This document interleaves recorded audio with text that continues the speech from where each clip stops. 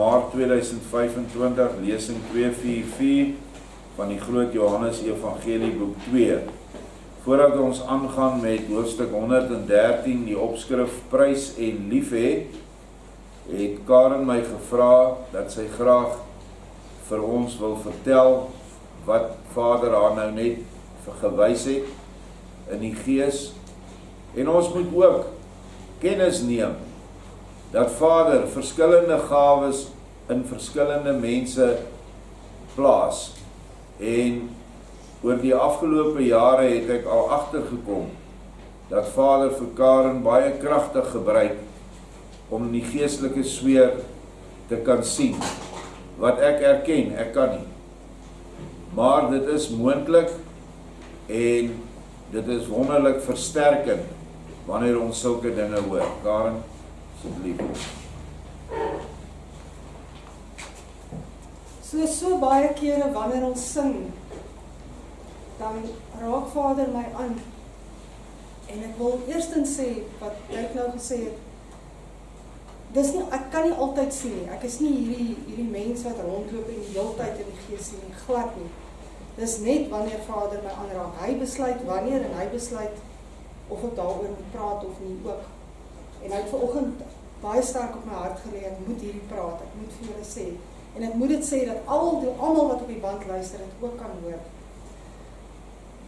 Vader wys my terwyl ons sing, dit het eers begin as hierdie ek hoor, maar ons is baie meer as wat in hierdie saal sing. Dit is hierdie magtige skare.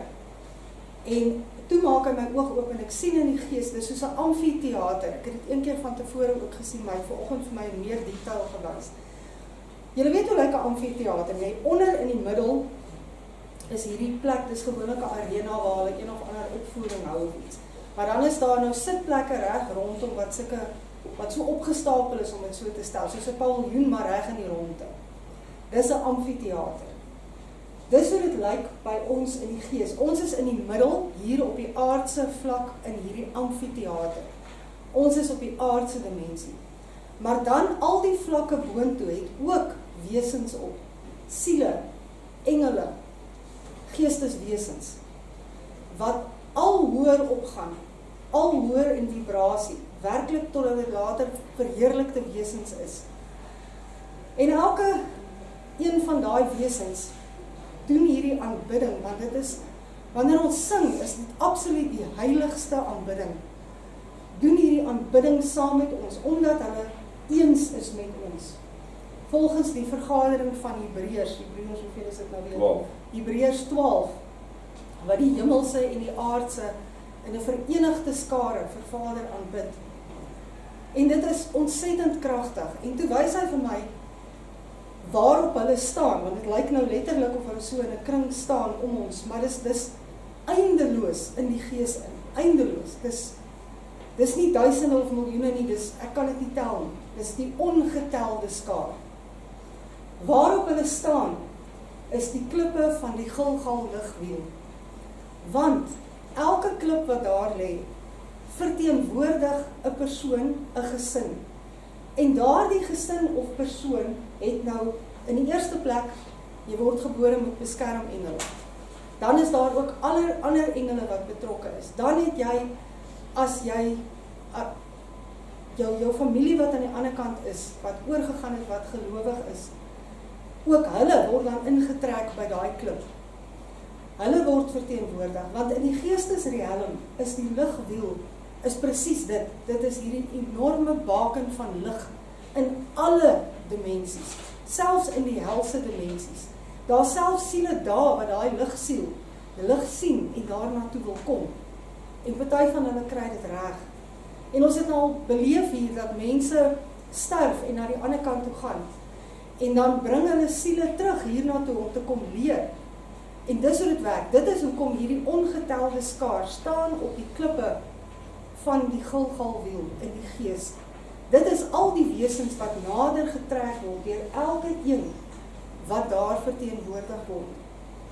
En dit is hoekom ek so geweldig aangedaan is, want ons besef nie die uitwerking wat ons het nie. Ons ou nietige klaar mensies wat Vader gekies het om hierdie werk te doen, om daai Gilgalwiel op te rig, het 'n invloed wat onbeskryflik is. En wat vir my so wonderlik is, hulle juig en jubel uit hulle wese uit, want hulle is almal so bly.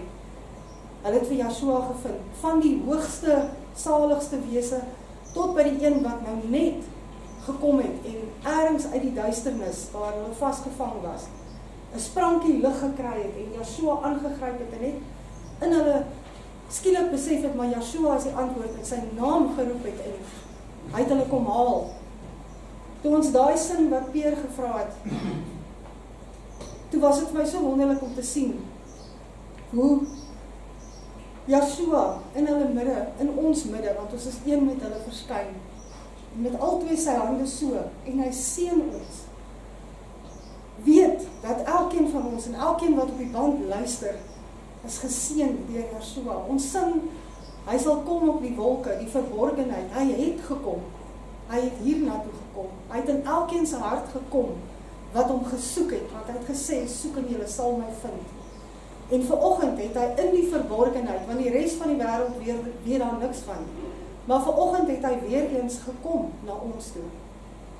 En maak net die hart oop, dis nie nodig om te kan sien in die gees nie, want mens kan voel sy liefde, voel sy teenwoordigheid, en weet wat ons doen met 'n geweldige impak. Baie dankie, Karen. Ja, dit is baie sielsverheffend, en dit sluit so mooi aan by Daniel se boodskap wat gister geplaas is. Ek het gevra dat julle hom moet lees, maar gaan lees hom weer.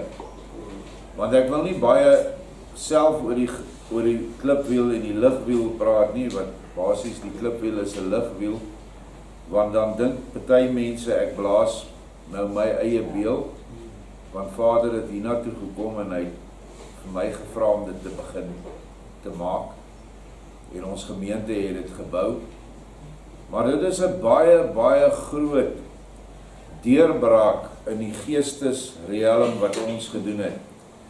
In die negatiewe is Satan gedurig besig om portale oop te maak na die negatiewe geestelike toe, na die doderyk toe. Daai portale vorm dan 'n kommunikasiegang, 'n kommunikasiekanaal tussen die aardse sataniese mense of wêreldmense en die hel. En hulle het nou so ver dit reg gekry dat dit nie net 'n kommunikasiekanaal is nie, maar dat dit 'n deurgangskanaal nou is. Demoniese magte kan nou manifesteer op die aarde, en ek is seker die ander goed kan manifesteer in die hel. Daar is nou 'n baie direkte kommunikasie en bewegingskanaal reg oor die aarde. Hierdie poorte van Satan sal definitief een wees by die Vatikaan, definitief in Washington, definitief in Londen, definitief hier in Suid-Afrika, waar hierdie barbaarse regering hulle offers en goed bring. So definitief hier op Freedom Park, hierdie gemors wat hulle hier reg oorkant Unisa, tussen Unisa en die Voortrekker monument gestig het. Daar sal 'n kanaal wees tussen die bose en die aardse. En dit is gewoonlik by die ingange van die stad. Wat beteken dis die poorte van die stad. Washington is die poorte van Amerika. Vatikaan is die poorte van die Rooms-Katolieke en die hele wêreldraad van kerke. Ons moet ons oë oopmaak, want dit is hoe hulle beheer oor alle geeste kry wat satanies is, en wat dan 'n baie erge invloed uitoefen op die goeie geeste. Want onthou, daar is verskillende vlakke geeste.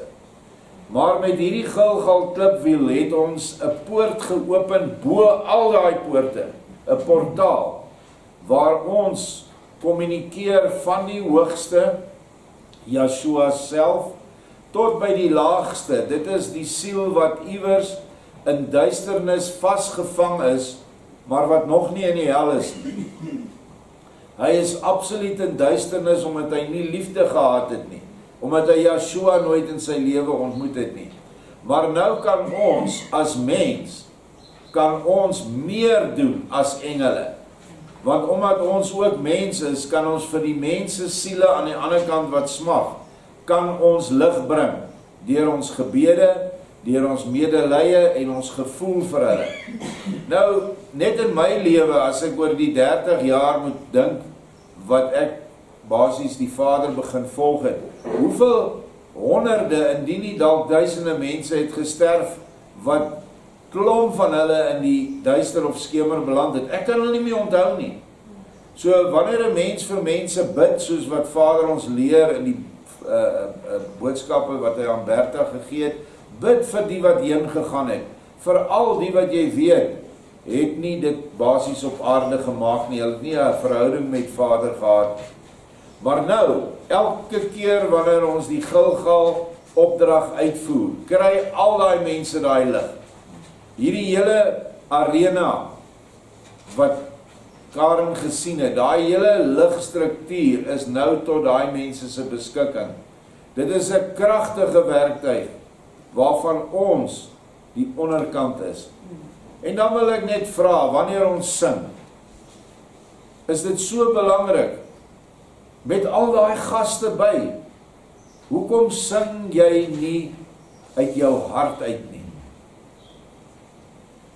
Ons is aan sy tafel, ons is aan sy eettafel, ons eet die geestelike brood vanmôre, wat daai wesens in die hemel net so hard soek soos ons, hierdie woorde, want dit is hulle koning, hulle meester, hulle alles se woorde, en ons gaan nooit moeg raak daarvoor nie, al lees ons dit oneindig keer.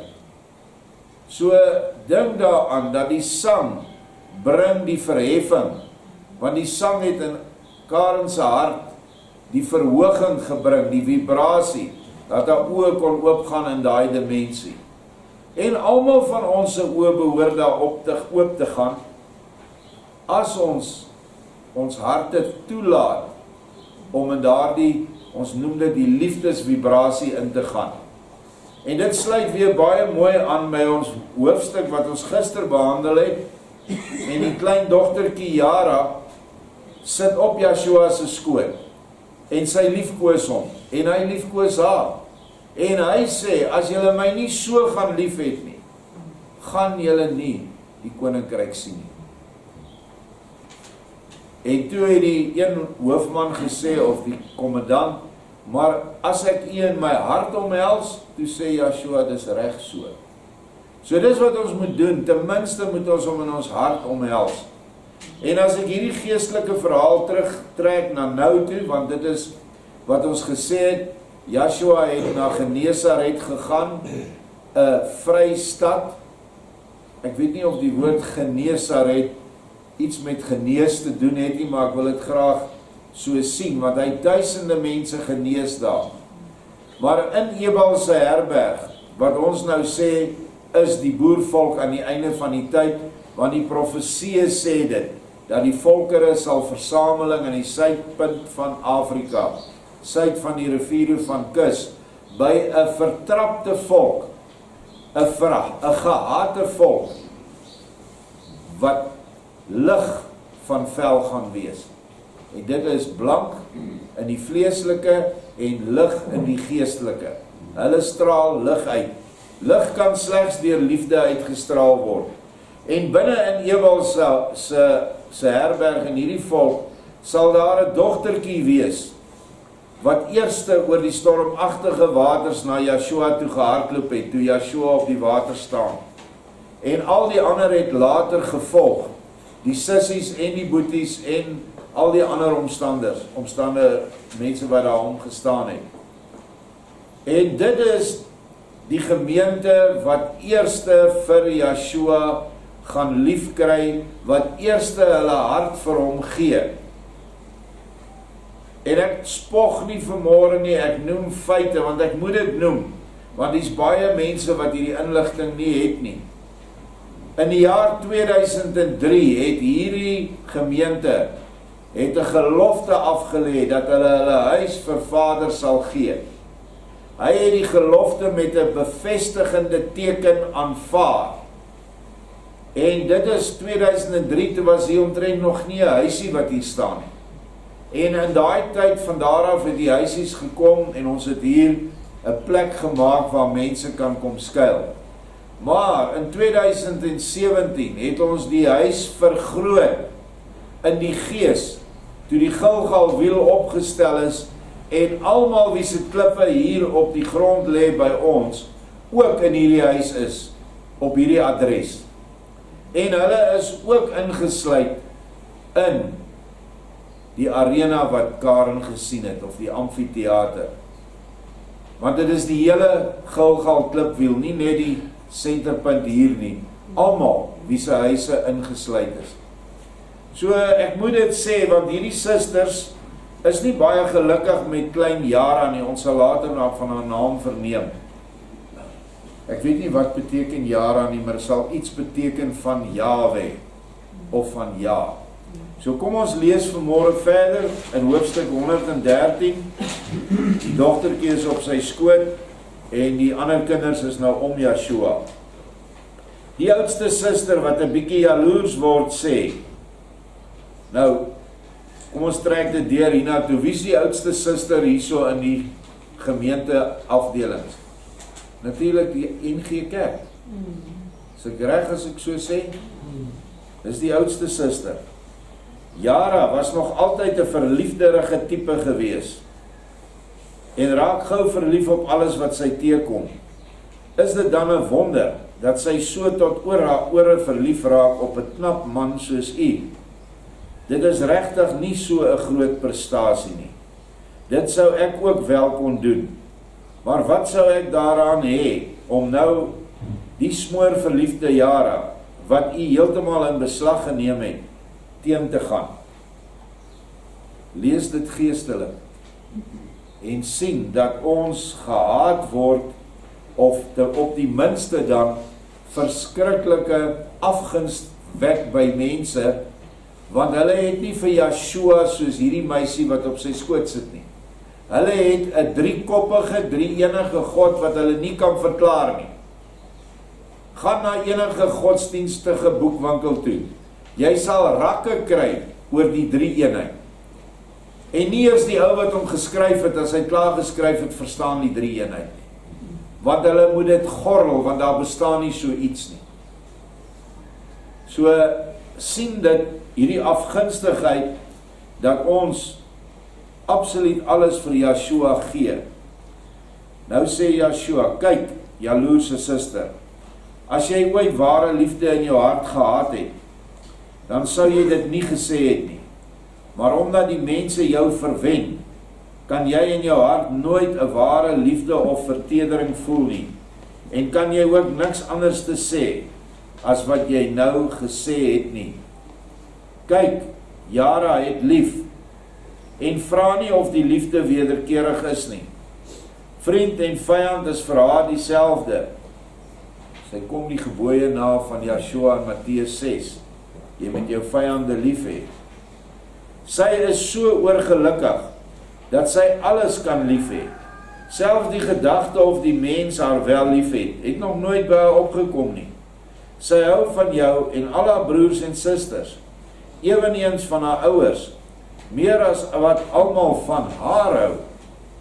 Maar in julle liefde staan sy laaste, wat haar in haar groot liefde vir julle nog nooit gehinder het nie. Kyk, dit is waaragtig lief hê. As jy lief het, verwag jy 10 maal soveel liefde terug. Dis nou, hy praat nou met die dogter, as jy lief het, die jaloerse suster, en word die liefde nie op hierdie manier beantwoord nie, dan word jy wrevelrig, en kom daar allerlei verdagmaking in jou hart, wat met eie liefde vervul is. Maar kyk nou eers na die liewe Yara, of sy ooit eens enige aanspraak op wederliefde gemaak het. Dit is dan ook die rede waarom sy my nou mag lief hê, soveel as wat haar hart maar kan. Daar is nie 'n beperking op die liefde vir Joshua nie. Want slegs vir haar het ek hierheen gekom, en vir haar sal ek nog etlike dae hier bly. Kyk hierdie mooi eindtyd profesie. Slegs aan die einde vir die dogter van Sion het ek gekom.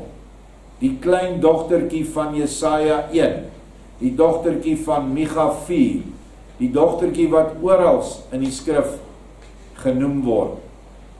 En vir haar sal hy dan 'n tyd by ons bly. 'n Paar dae, mag 'n paar jaar wees. En dus het julle dit almal aan hierdie meisie te danke, dat ek hierheen gekom het, en julle siekes en die hele plek genees het, en verder nog meer siekes sal genees. Terwyl ek hier lees, gaan my gedagtes redelik ver terug, na 2003. 2003 het ons die opdrag gekry om op die spesifieke uur, minuut en dag, uur en minuut, ons aanbieding af te sluit, sodat die 7 dag voor op daai dag afgesluit word. En daar het 'n interessante profesie na my toe gekom. Ek het 'n boekie gemaak, die boekie se naam is Die Einde Kom, en die boekie is van 'n profeet in Amerika. Wat is Roberto sy van? Ek kan nie meer mooi onthou nie.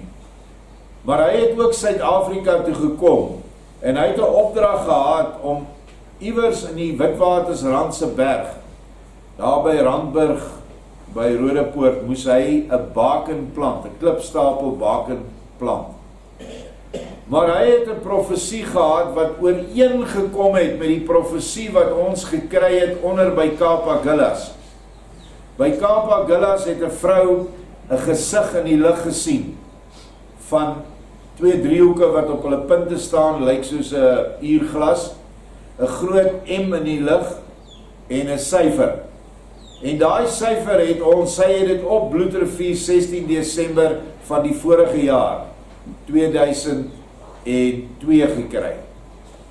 En daai was die presiese in dae, was die presiese tyd wat 'n vrou loop om verwag met wat moet baar. En die datum waarop dit geëindig het presies ooreengekom met die datum wat daai man in Amerika gekry het. En hy het 3 profesieë oor dit gekry. En die Vader wat met hom gepraat het, hy het geen skakeling met ons gehad nie, tot vandag toe nie. The Day of the Heart was die profesie se naam. En hy het gesê, I'm starting the Day of the Heart. En ons het nou gedink, dit is alles te doen met die eindtyd, die goed wat moet gebeur, Nibiru wat kom, en die oorloë en alles. Intussen was dit die hart van die dogter van Sion gemeente wat op daardie spesifieke dag in Suid-Afrika geroep is om hulle huis vir Yeshua te gee. Waarop hy toe onder gebed, waarop ons olie oor die boek van herinnering en die klipstapel wat daar onder staan langs die klipwiel gestrooi het, ons die hele bottel olie daar uitgegooi, oor die boek se buiteblad, die silverboek, en toe ons oë oopmaak, was die olie weg.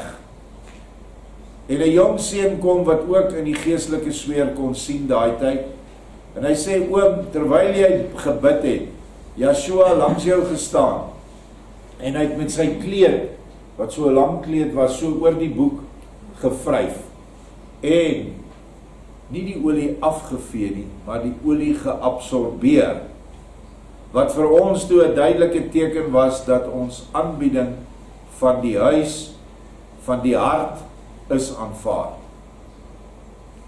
En dit is wat gebeur het, omdat ons daai tyd besluit het, om simbolies op sy skoot te klim.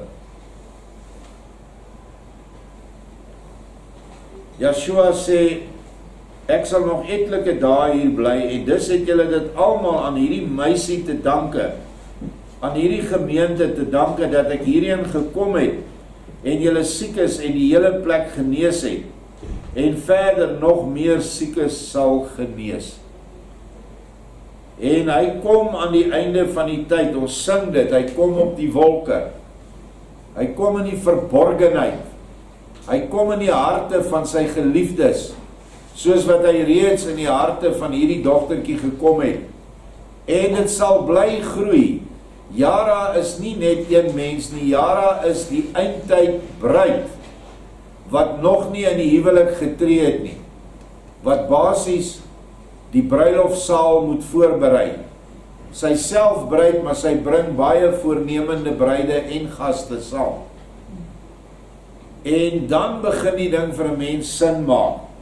Kyk wat Joshua sê, want waar ek kom, soek ek die laagste en mees verdruktes. Kan daar aards en wêrelds gesien 'n laer plek wees as waar mense in houthuisies bly, armstes van die armes is? Ek praat nou nie in 'n swart plakkerskamp nie, uit die aard van die saak is dit nie iets wat hy heen kan gaan nie. Maar hier probeer ons bes om die plek so rein as moontlik vir hom te hou. En elkeen van julle wat hier sit vanmôre kan juig en jubel, want jy's geroep vir hierdie taak. Jy moet self besluit of jy dit wil aanneem of nie. En hoe neem jy dit aan? Presies soos wat ons gister gelees het, die ware gebed. En ek wil net daar iets sê, daar was mense wat my gekontak het, en ek wil dit net almal rustig maak. En dit is ouerige mense, toe sê hulle, ja, ons is nou ou bome, ons het ons manier hoe ons in die oggend en die aand ons gebede doen, ek en my vrou saam, ensovoorts. Moet ons dit nou los? Moet ons nou net so bid met die hande, oë, ore en voete, soos wat ons gelees het? Toe het Vader duidelik in my hart gesit, as jy die liefde doen, waar jy ook al woon, en ek weet hierdie mense se harte is vol liefde vir hulle volk, dan kan jy met die lippe bid, dan is dit nie 'n leë lippe gebed nie, want jou hande, oë, ore ensovoorts is aktief besig. Gaan aan met jou huisgodsdienst soos jy dit gehad het. Dit is aanneemlik vir Vader.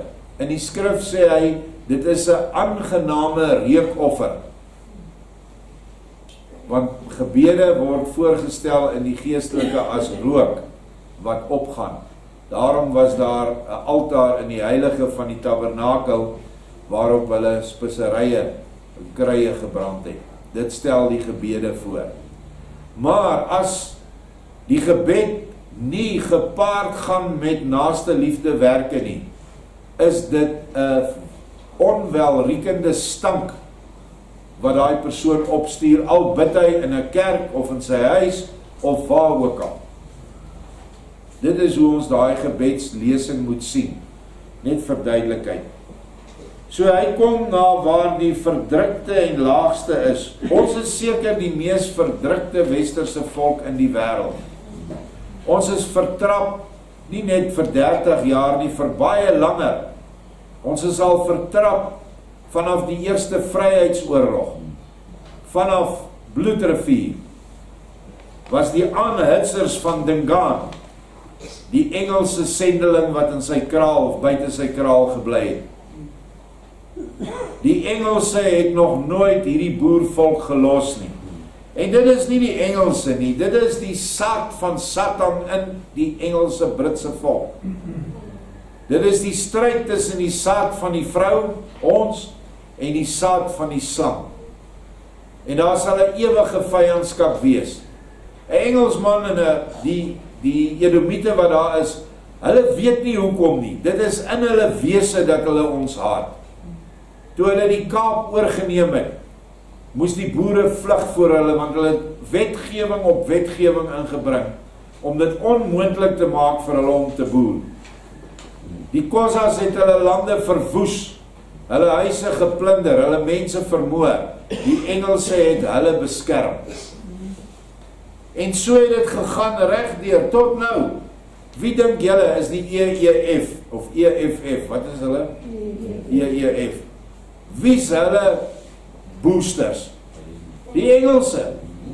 Lord Renwick is een van hulle. Hulle finansier hulle gee vir hulle wapens, hulle lei hulle op, alles teen die boervolk.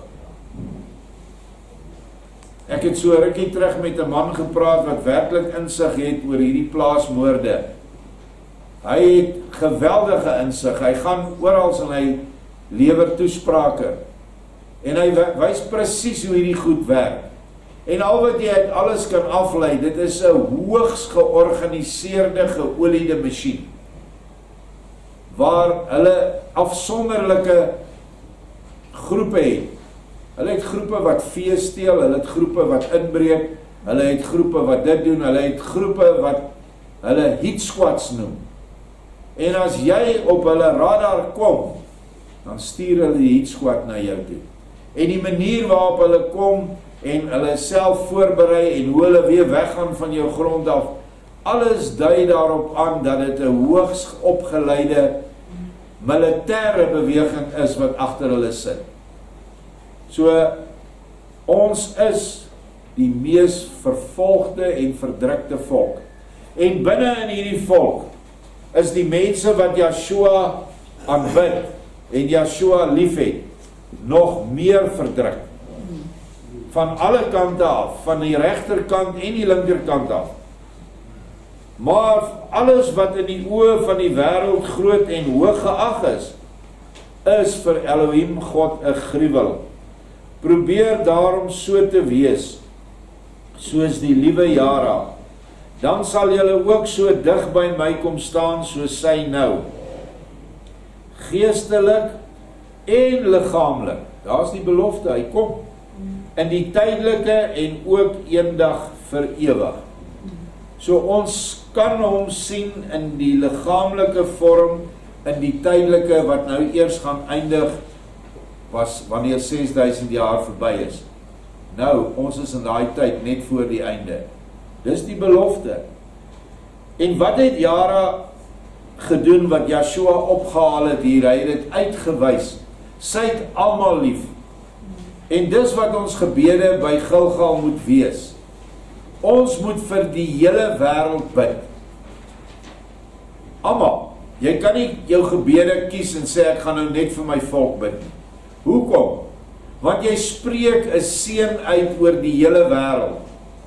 Die een wat die seën aanneem, die brood wat nou breek, aanneem, die arend se gesang na luister, hy kry al die seëninge.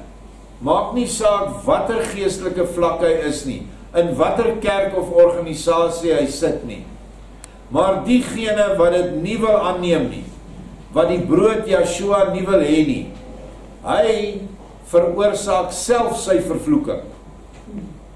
Die vloek kom oor hom omdat hy dit nie aanvaar nie.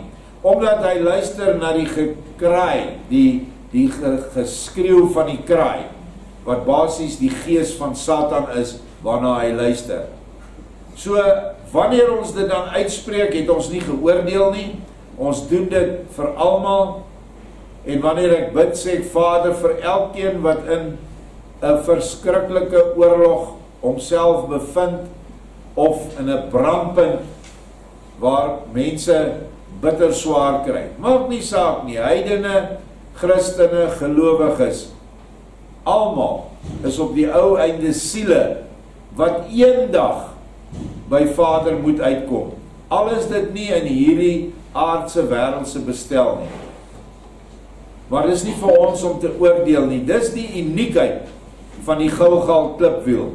Dis 'n ligwiel wat skyn oor alles, oor selfs die donker poorte hier by, reg oor die Nisa by hierdie, wat noem hulle dit? Freedom Park, reg oor die Vatikaan, reg oor Washington. En ons kan sien dat Vader in beheer is met die lig. Kyk al die duisternis, hy gebruik mense op die aarde. Kyk hoe word die duisternis ontbloot in Amerika. Die duisternis gaan in hierdie land ontbloot word. En die mense gaan sien wat het hulle als gedoen in die donker. En die duisternis van die deep state, of die kabal, wat agter die mense sit soos die EFF en die ANC en die Umkhonto we Sizwe, Alles gaan geopenbaar word, want die lig gaan skyn, en ons is op die oomblik die senterpunt. En weer eens sê ek dit in die diepste nederigheid, wat ek self is nie waardig nie. Ek is 'n onwaardige diensknegt. Maar ons moet besef dat daar so 'n groot verantwoordelikheid aan ons toegeken is. En ons moet dit verantwoordelik opneem en bestuur. As julle egter iemand prys, prys dan diegene wat egte lof verdien. As iemand wat geprys word egter ydel word, prys hom dan nie meer nie. Want die ydelheid is die saad van die hoogmoed, en dit is die gees van Satan.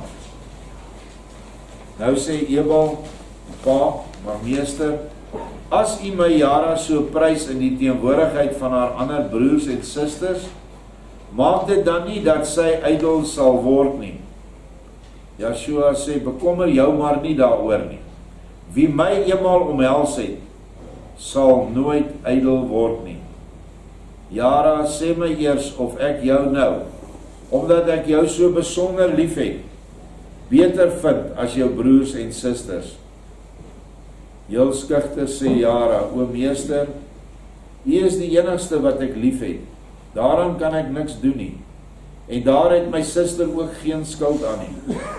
Ek sou egter wil, dat u my 5 susters nog meer sou lief hê as vir my, want hulle is baie mooier en knapper as ek. Hulle noem my altyd lelik en dom, en dit verdien ek ook, want so mooi soos hulle is ek egter nie. En, nou ja, dom is ek regtig ook, maar ek is nog jonk, en sal nog heel wat knapper word, as ek so oud word, soos hulle.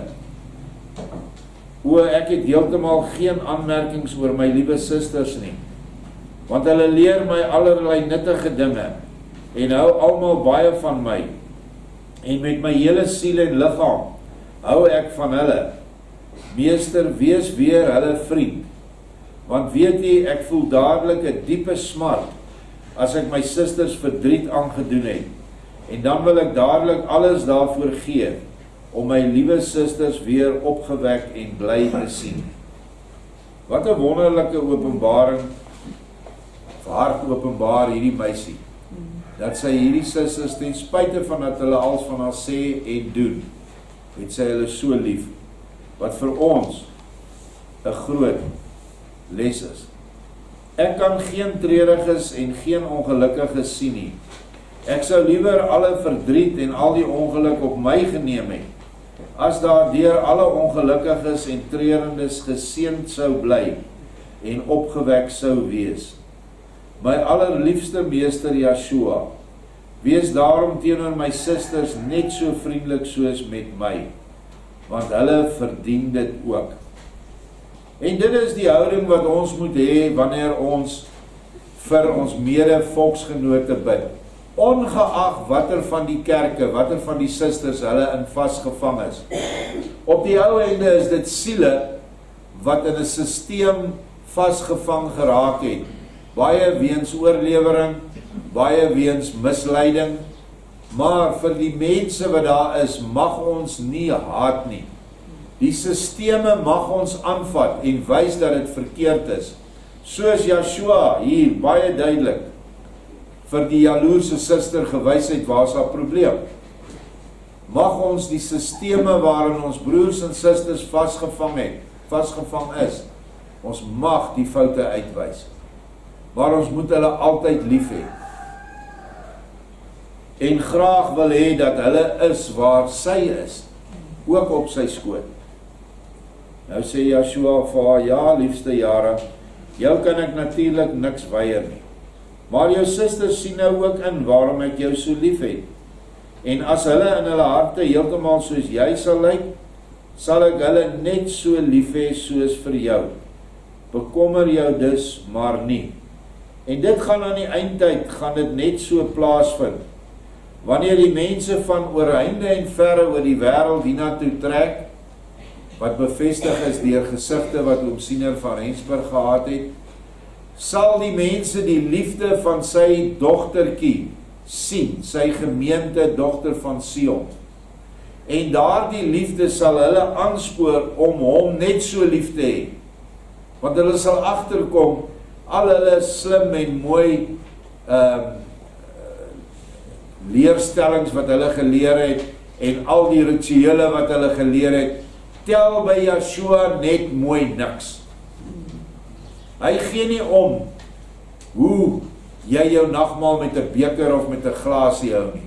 Hy gee nie om of jy hierdie ritueel so getrou doen op die Sabbat of op die Sondag nie. Dit gaan daaroor of jy hom liefhet, of jy Elohim liefhet, wie nou vol in Yeshua woon. Dis waaroor alles gaan.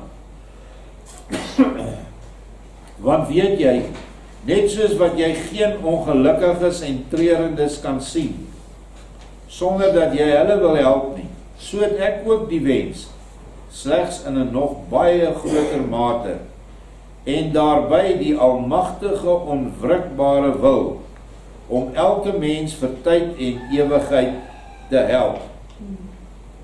Ons kan die begeerte hê, maar ons het nie die wilskrag, behalwe as hy ons wil versterk.